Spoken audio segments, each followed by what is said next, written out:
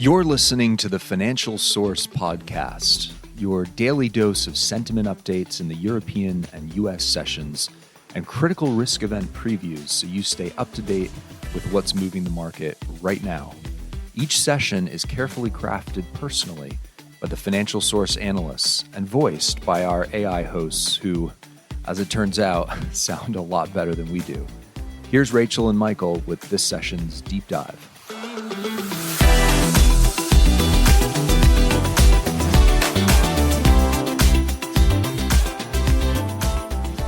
Welcome back to the Deep Dive. Today we're really aiming to give you that synthesized view on global markets, geopolitics, and trade. You know, pulling from the latest high-level briefings, we want to cut through, well, all the noise out there and really extract the key connections, sort of a clear path to what's moving money and power right now. And that clarity is definitely needed. The current landscape is just full of these paradoxical movements. Paradoxical? How so? Where you look and you see a softer U.S. dollar trend, right? Okay. Which often suggests stability, maybe some risk appetite. Yeah.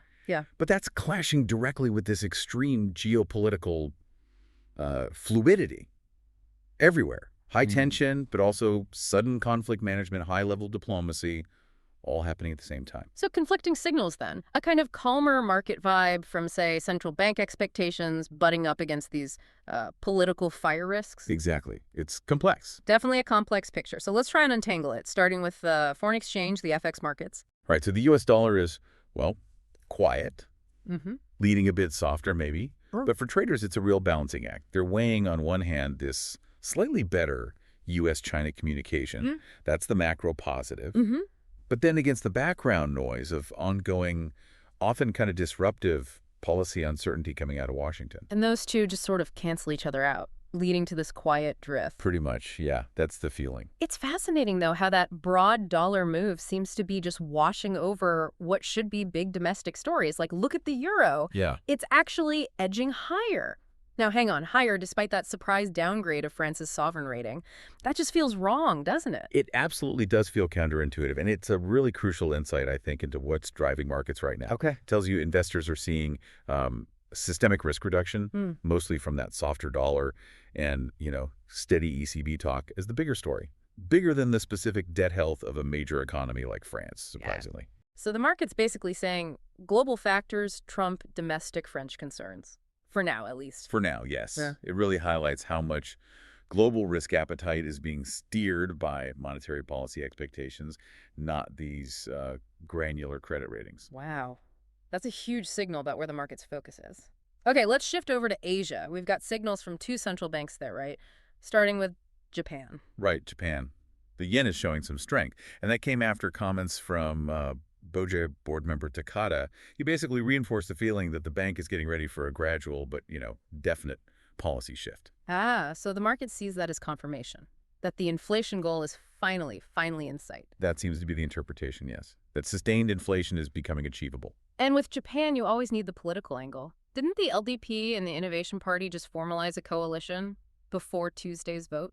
They did. Yeah. And that coalition structure often sets the background for how quickly the PBoC might move. More political stability can give them more room to act. Right, gives them cover. Okay, and China. Across the sea, the PBoC left its loan prime rates unchanged. No surprises there. But the yuan got a boost from some better-than-expected economic news. Industrial output was stronger, and GDP was right in line. So that data beat helps steady the currency, showing the economy isn't faltering. Exactly. Crucial support for the yuan, confirming some underlying strength. Okay. And rounding out the majors, the UK sterling seems, stuck. Stuck is a good word. Yeah. Range-bound is the perfect description, really. It reflects this ongoing worry from Bank of England officials. What's the worry? They see disinflation, the slowing of price rises, actually slowing down itself. Inflation's proving sticky. Even while economic growth is still pretty soft, a real bind. So they can't cut rates because inflation's too high, but they can't really hike either because growth is weak. That's the conundrum. So sterling just sits there, waiting for a clear signal one way or the other. That division we see in currencies, some driven by global trends, others by these really local inflation fights, that seems even clearer when we look at commodities, doesn't it? Absolutely. Hard assets are showing a really mixed picture. Not all risks are pushing gold and oil the same way. What's the biggest surprise there? Maybe crude oil, actually. It's distinctly on the back foot, stabilizing, even falling a bit. Despite all the geopolitical noise. Yeah. The Gaza strikes over the weekend, that tense Trump-Zelensky exchange, you'd think conflict risk would push prices up. Logically, yes, but it isn't. So why not? Why is the oil market kind of shrugging off these tensions? Because the focus right now seems to be very specifically on physical supply disruption risk versus overall demand expectations. And crucially, there haven't been fresh major supply disruptions.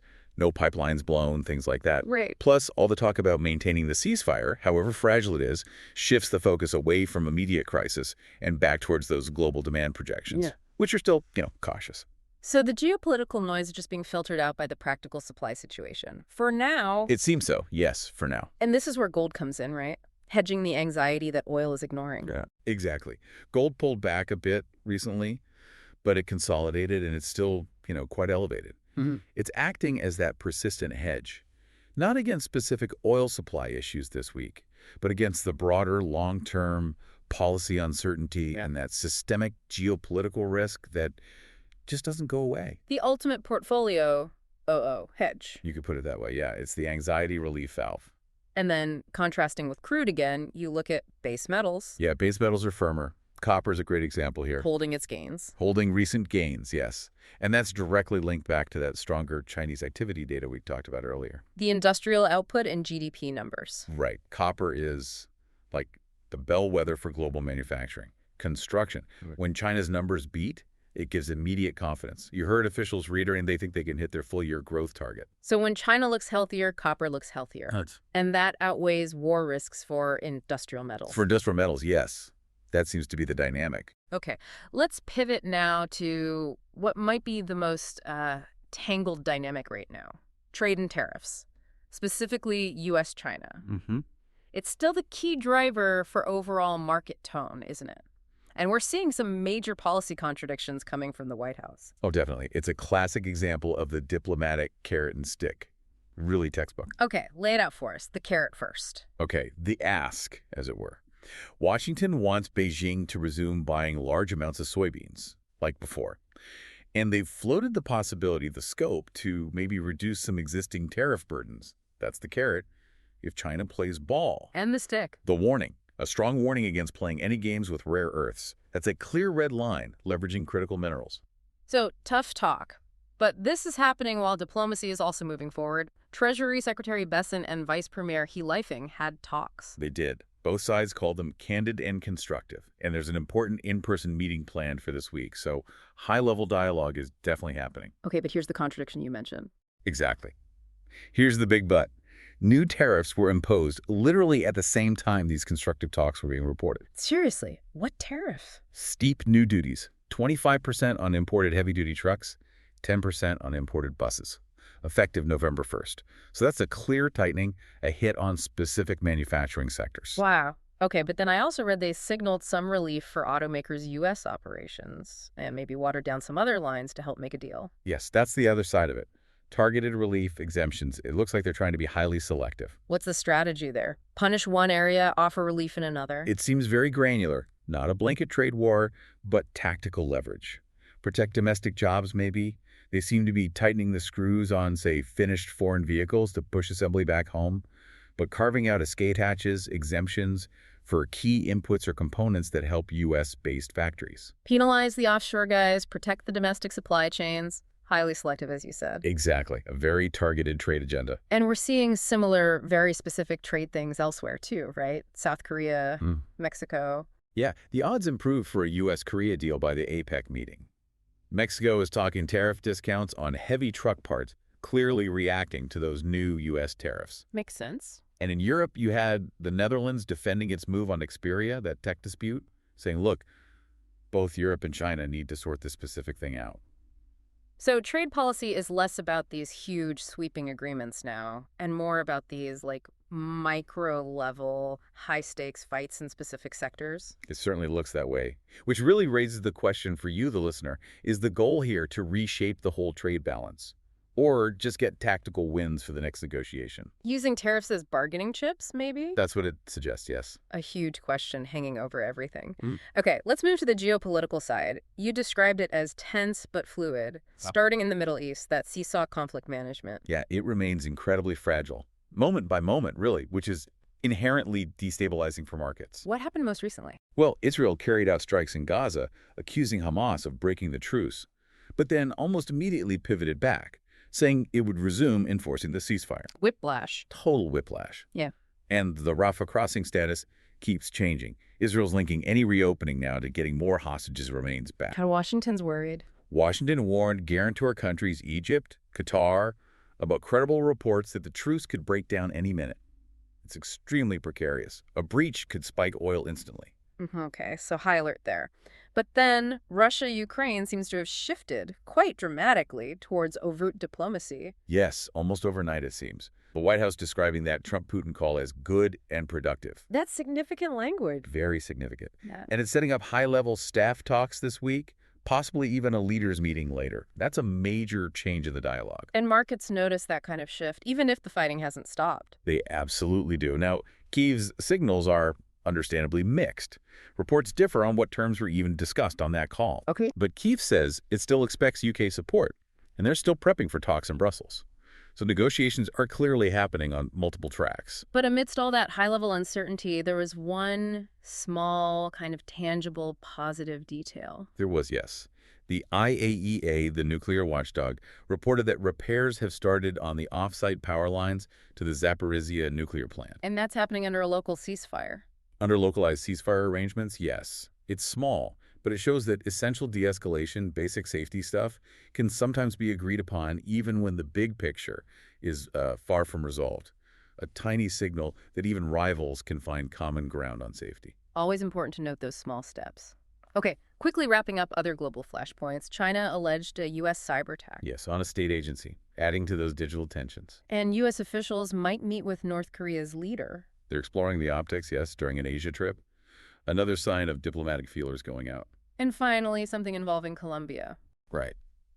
The U.S. interdicted a drug smuggling sub on a known route, and then hinted at new tariffs on Colombia, along with some sharp criticism of Bogota. Just a reminder that things like drug policy and trade policy can be linked. Okay, so let's try to synthesize all of this. What's the big picture that emerges? Well, it really is a landscape of, let's call it, controlled contradiction. You've got that softer dollar leaning on dovish central banks and better China data. Right. You've got commodities sharply divided, pulled between global growth worries hurting crude and systemic policy or conflict risk supporting gold. Okay. And then the trade agenda is tightening strategically, quite dramatically in some sectors like trucks, while also carving out these tactical exemptions elsewhere to keep negotiating leverage. So the final takeaway for listeners. Yeah. The key things to watch that will feed back into FX and commodities. I'd say there are three main pressure points right now. First, the U.S.-China talks this week, success or failure there is huge. Okay. Second, the day-to-day management, the operational reality of that Middle East ceasefire. Does it hold? And third, this sudden, explicit return to high-level Russia-Ukraine diplomacy. Where does that lead? Keep your eyes locked on the communication around those three areas. Definitely. But here's a final thought to leave everyone with, kind of building on that tension between hard data and soft diplomacy. Okay. Given that these key diplomatic talks are suddenly moving forward, Trump, Putin, besten he Leifing, how much of the current market mood, the soft dollar, steady copper, how much is driven by tangible data, like that Chinese output, versus just the simple, maybe fragile promise of high-level de-escalation, just the hope? Interesting question. Yeah, think about how quickly a shift in communication, just words, even if nothing's signed, could potentially override those core economic fundamentals, at least in the short term. That promise is powerful right up until the moment it breaks.